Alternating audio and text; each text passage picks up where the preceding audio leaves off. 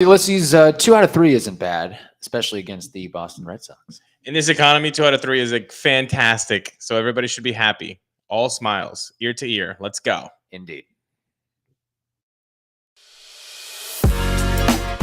You are Locked On Rays, your daily Tampa Bay Rays podcast, part of the Locked On Podcast Network, your team every day.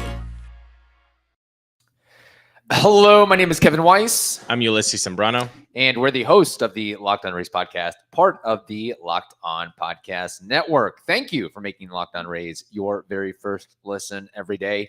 And remember, Locked On Rays is free and available on every platform, including YouTube at Locked On Rays. Today's episode is brought to you by Bet Online. Bet Online has you covered this season with more props, odds, and lines than ever before. Bet Online, it is where the game starts. Ulysses, as we alluded to in the open there, the Rays take 2 of 3 from the Boston Clam Chowders, which we were kind of asking for and expecting, and that certainly did happen. It's always nice to, get a sweep, but beggars can't be choosers. And you know what's funny about this past weekend, besides the fact that, the Rays are starting to build a little momentum here, is it seemed like each night or each day there was kind of a player of the game or a theme on the Rays side. Yeah. Just kind of follow along with me. Friday was Wander. Yep. Even though the Rays lost. Right. Saturday, it was KK and the bullpen. Sure.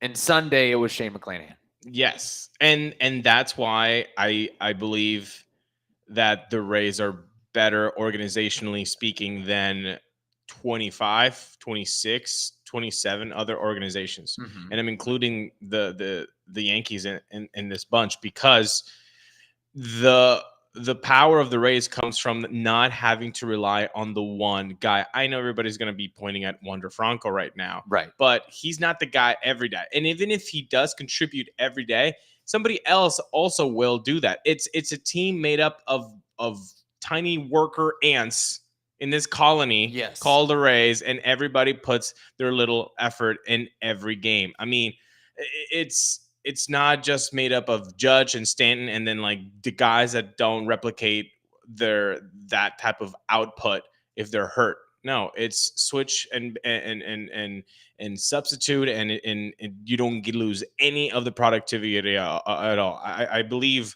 this team has been fantastic. I don't even know where I want to start. It's Friday, Saturday, or Sunday. Yeah. Because I guess we can go in order. Might as well on a Monday morning. Well, Friday, what Wander Franco showed up on Friday was absolutely bonkers. This guy is making hitting look way too easy, Kevin. He's making everything look way too easy. Yeah. Hitting and fielding. Yeah. Quite frankly, we've seen the hitting, but some of the Houdini, David Copperfield, Chris Angel magic that we're seeing at short, it's making me think some of the plays that he's making. We talk about Taylor Wall's a better shortstop. I don't know if Taylor Walls makes some of those plays that Wander's making out there. I'm just saying. It's the sprint speed, the aggressiveness that he goes on his top speed is uncanny. It's 100-meter race kind of like and the burst. Throws, isn't that such a refreshing thing to see compared to no casting dispersions on Willy Adames, but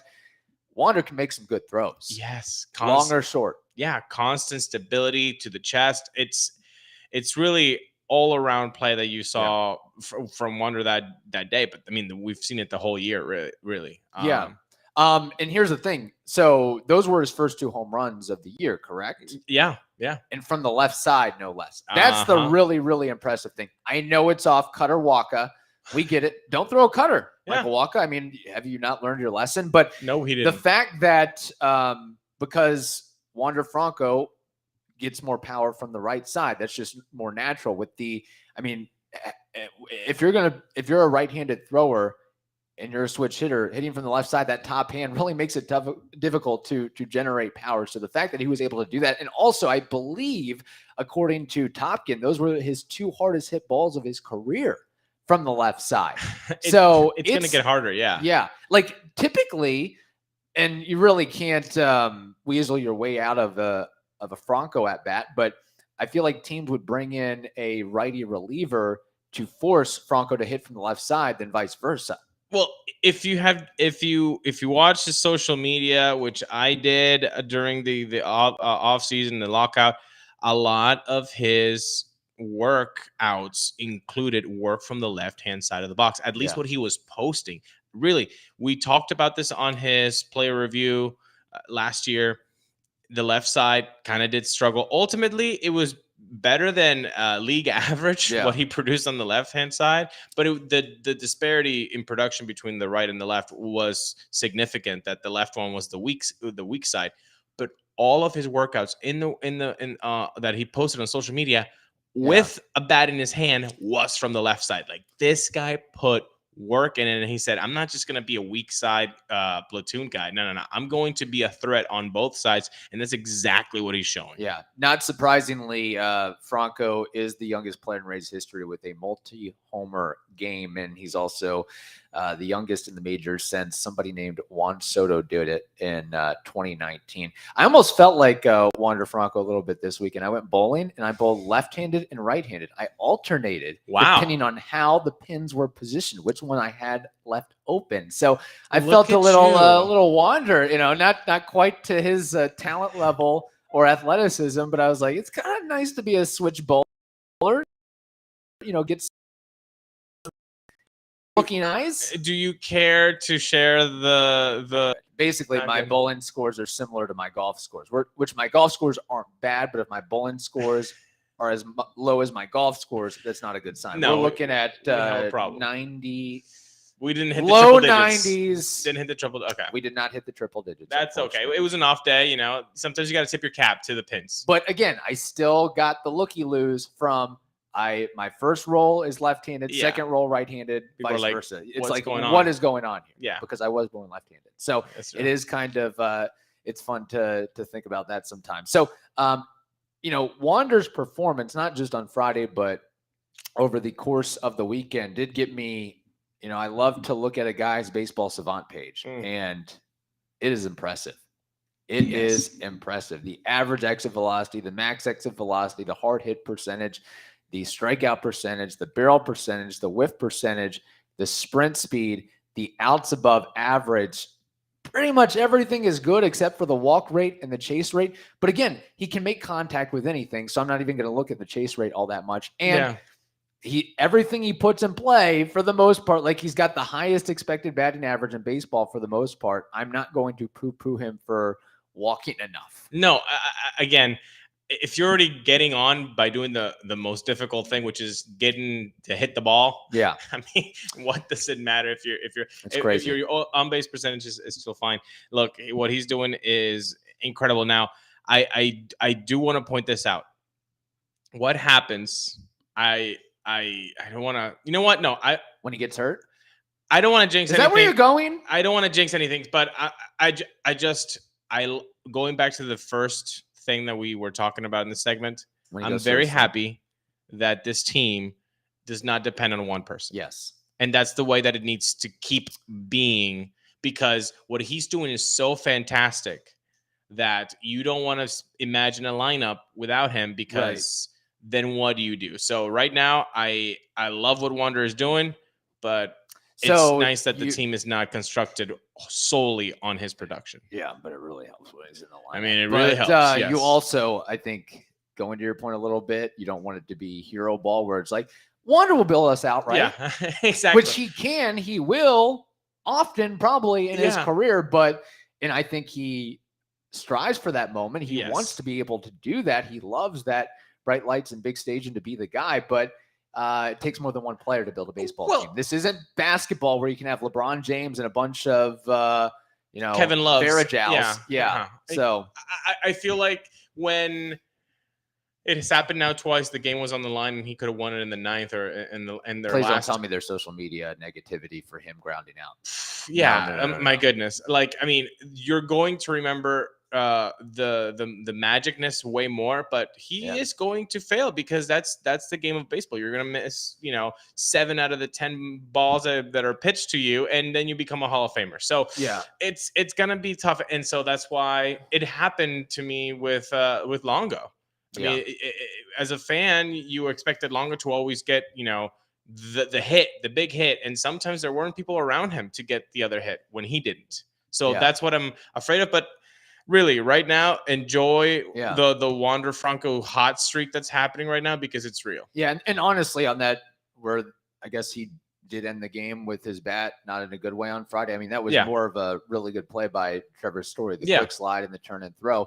And Wander is getting to the point, actually, he's already there, I think, where he's making every Rays game must watch. Normally, I don't think of a regular season baseball game in mid-April to be must watch, but I have to tune in and see what he did. At the very least, see what he's doing with the highlights. And the glove, too. Mm-hmm. There's always a chance that, is he going to make a terrific play on a, does Josh Fleming throw a grounder and he is able to make something happen with it. So he is so great for the Rays and already is so great for baseball as well. All right. That was Friday. We'll talk about Saturday and Sunday. Again, it was a pretty eventful weekend if you're a Rays fan for sure. But first, we have to remind you, with spring in the air, it's a time of renewal and growth personally and professionally. As your small business grows, LinkedIn Jobs is here to make it easier to find the people you want to talk to faster and for free. LinkedIn Jobs helps you find the candidates you want to talk to faster. Did you know that every week nearly 40 million job seekers visit LinkedIn? That includes myself. You can post your job for free at linkedin.com/lockedonmlb. That's linkedin.com/lockedonmlb to post your job for free. Terms and conditions apply. Again, that is linkedin.com/lockedonmlb. All right, Ulysses, shall we get to Saturday, where I suppose it was more about the pitching performances on both sides, really, and then the ender by Kevin Kiermaier. That was a ridiculous game. Yeah. That was a ridiculous game because the whole time you're just – I don't know about you, but I already have a perfect game bell after the first out. After the first out, I'm like, oh my God, this could be a perfect game. Like that's how I am. And really? when they lose it, then I'm like, oh, okay, no perfect game. Or still no hitter. Third inning, still no hitter. That's how I operate. So as soon as that game was going on, I was like, oh man, it's happening. And then it keeps happening. I'm like, wait, what?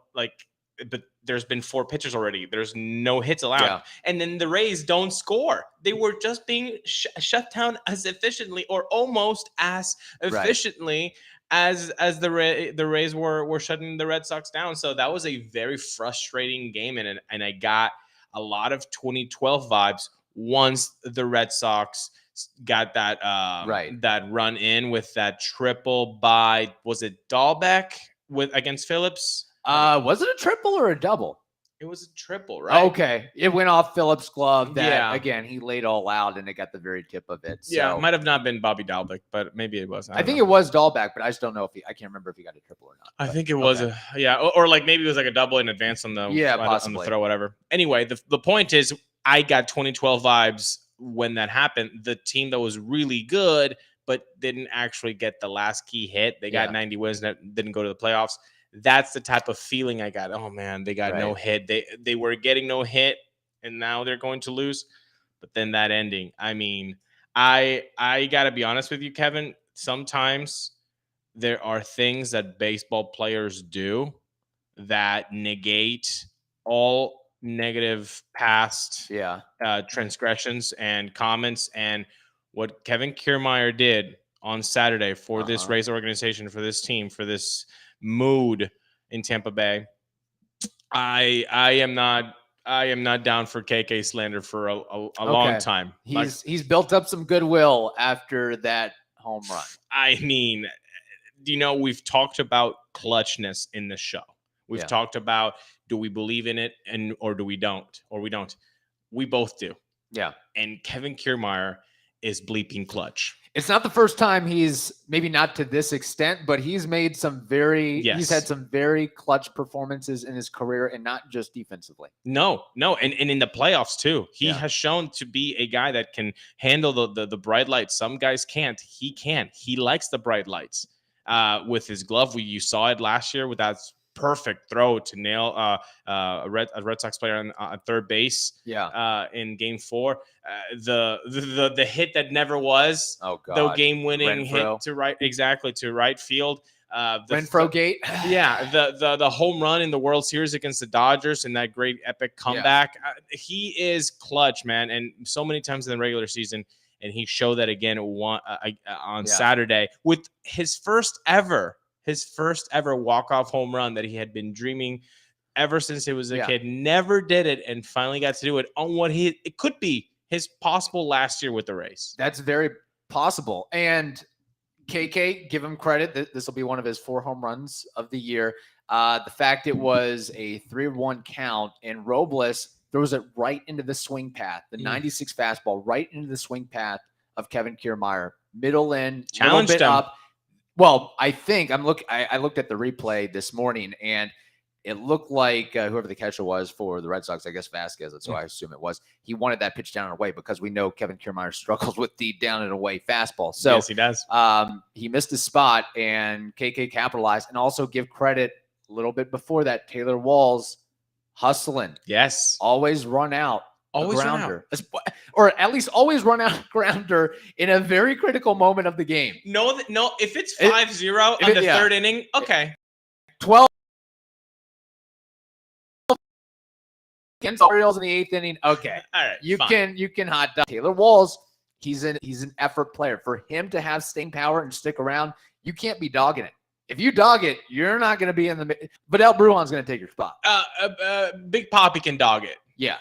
Taylor Walls he is the guy that has to grit it out. He is a gritted out player. He's the guy that has to be their first hour in the locker room, and he's the last one out. Right. That's the kind of guy that you have to be when you're fighting for a spot. And that's the guy that he was on Saturday, like running it out. He runs it out. He gets safe. And then he kind of shows off his speed in his base running steals category, his skills. And he goes, you know what? I'm going to make the pitcher even more nervous, and I'm going to make KK's job easier by you just have to knock me in with a single. I'll bloop single will get me in, and then he steals that back easily, and then sets up this whole, again, a guy on second is going to put way more pressure on the pitcher, on the defense, on the catcher and pitcher interaction. Remember the Red Sox, I did not see them use pitch comm.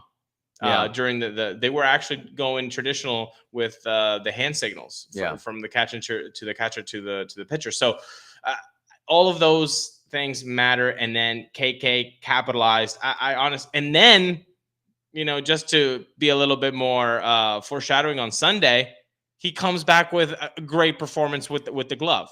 The Jim Edmonds catch. That is maybe the hardest catch that you can make. Yes, as a ball player, and it looks so bleeping smooth. I again, KK there. Yes, he even said it. He's struggling at the plate right now, but that all gets thrown out when you can win a game. Like that's how I really wish WAR kind of doesn't would. Was that worth 1.0 wins? Was that not a win? Yeah, basically. Was that not a win?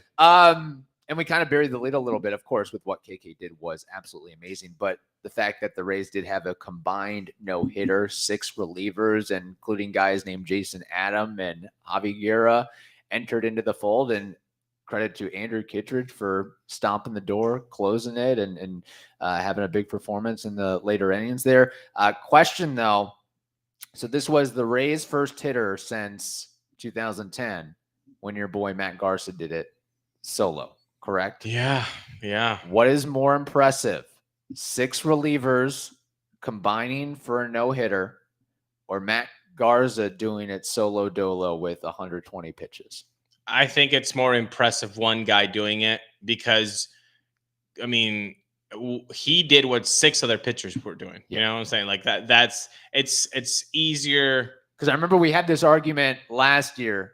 And Yeah. now you're going back and. Well, I'm saying I'm not saying you're flip flopping. It's just a context. No. But yeah, let me explain. It's easier for the one person to do it in baseball history because of the way that the game has been operated. Right. It's very difficult to see a combined no hitter because, first of all, how many people are actually doing bullpen days? What the Rays are doing, yeah. Exactly. So that already puts the pool very little. And number two, only one guy needs to falter there. Only one guy. Like it's a little bit more difficult to see the combined no hitter, but it's more impressive, right, to see the one guy do. So it's different things. It's more difficult to see a combined no hitter, but it's more impressive to see the one guy do it. What's so funny is I was looking back at the Matt Garza no-hitter. Man, that seems like it was 50 years ago. I know. The pixelation is ridiculous. It is crazy. I don't know how you watch baseball back then on television. Like, I know why nobody wants to go to games anymore, because you have 65-inch televisions and it's like, wow, it's in 4K, whatnot. But that was against the Detroit Tigers and Miggy Cabrera, who was vying for a Triple Crown at the time. And I also looked back, and it just goes to show you how much a pitcher can change from one start to the next. Garza was awful in his previous start against the Orioles, believe it or not. And like, he was having an okay year. It's not like he was, I mean, his ERA was above 4. It's not like you wouldn't have looked at, okay, this is the guy that's going to throw the no-hitter. And oftentimes it is that guy that you don't really expect. Dallas Braden, for example, but her perfect game. But his stuff was so nasty when it worked. He threw 120 pitches, 101 were fastballs. Wow. Who's throwing 120 pitches nowadays? It's crazy. Nobody. Maybe a pitch machine below the dugout. Maybe in order for guys to throw 120 pitches nowadays, they need a built bar too. That's the only thing I think that will push them over the edge. And they know where to get it. It's built.com. Remember, guys, these things are so healthy and delicious for you. They're delicious because they're covered in 100% real chocolate, and they're healthy because they're only between 130 and 180 calories. Most candy bars are 200, 300 calories. You don't want that in your life. You want Built bars, which are healthy and delicious, and they've got a ton of flavors. So what you need to do today is you go to built.com and you're going to search for all of their flavors. My favorite, peanut butter brownie. It's a must have.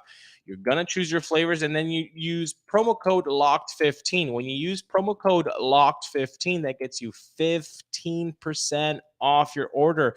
So today, do not delay. Go to built.com, use promo code LOCKED15, and you're going to get 15% off at built.com.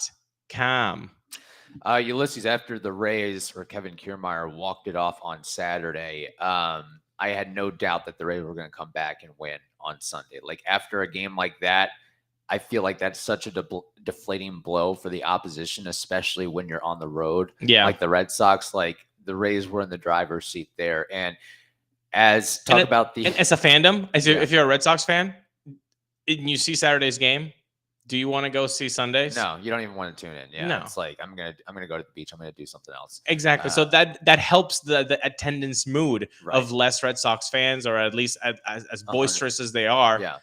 And then yet again, 5-7 pitches later, you're down to 0. Yeah, it's kind of crazy. You had what happened and what the Rays did with the bullpen on Saturday, and then Shane McClanahan on Sunday, where it looked like, okay, this could be a clunker game pretty quickly, but no.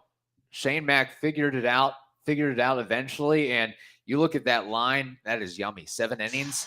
Ooh, that is beautiful. And what I really loved and enjoyed about Shane McClanahan's performance, including tapering back the slider even more so, the usage and the effectiveness of that changeup, particularly against right-handed hitters, where it just dovetails down and away, where it's coming and it looks that's going to hit the outer third of the plate, right? Nope, it's going to dive away and break away arm side, and nobody's going to have a chance at it. You could have the longest arms and the longest bat, and you're not going to get good wood on it. So that was so impressive too, because normally we had seen, okay, Shane McClanahan using the curveball as the out pitch.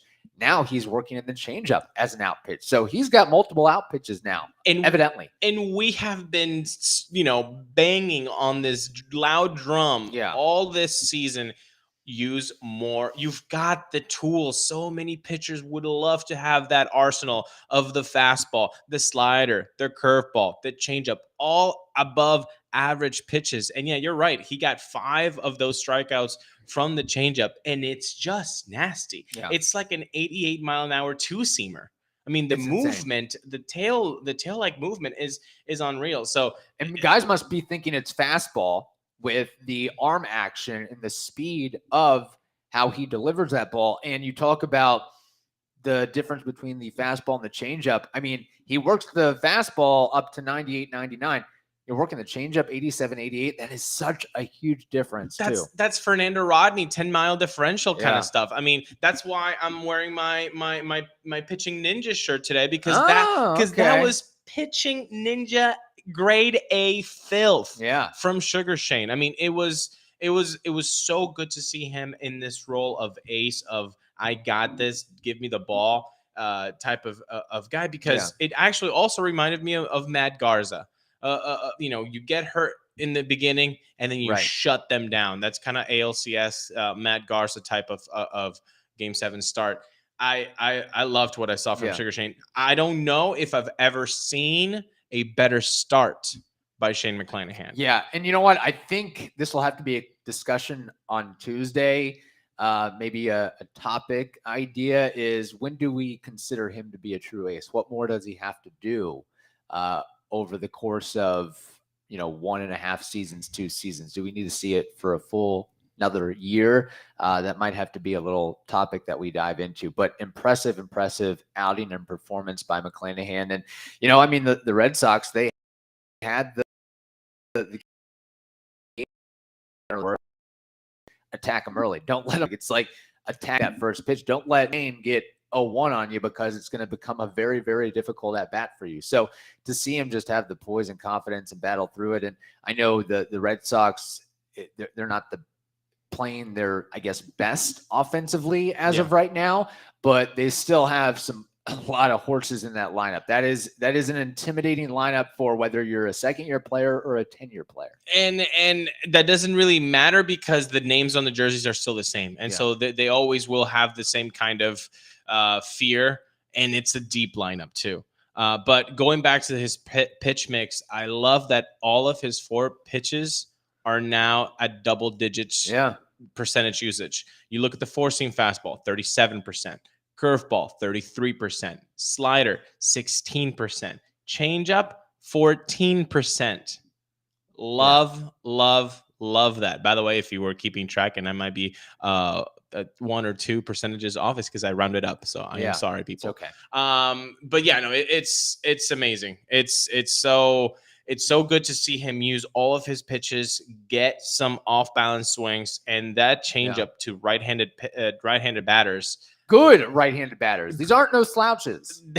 Please keep. I mean, the filth. It was just diving out so late and so side much. Spin on it. I mean, it's so fun to watch. Yeah. So I hope that Pitching Ninja did a little ditty on McClanahan's performance from the other day. I'd have to go back same in the archives and see. But I'm looking at his Savant page right now, or the performance from yesterday, and he threw 23 changeups, and he had 14 called strikes and whiffs combined.